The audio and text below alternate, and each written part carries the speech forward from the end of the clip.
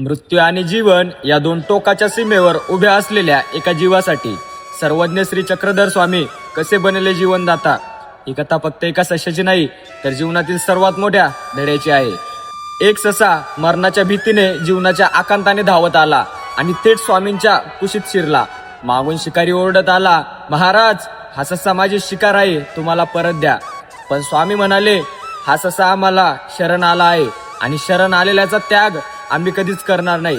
स्वामींनी शिकाऱ्याला स्पष्ट सांगितले की जर तुला शिकारच करायची असेल तर माझा प्राण घे, पण या निरागस सशाला मी तुझ्या हवाली कधीच करणार नाही.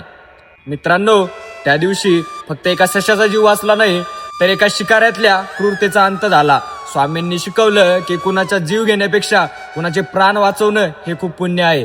जर तुमच्यातही प्राण्यांविषयी प्रेम असेल तर कमेंट बॉक्समध्ये दंडवत प्रणाम नक्की लिहा आणि हा करुणेचा मेसेज प्रत्येकाला शेअर करा. दंडवत प्रणाम.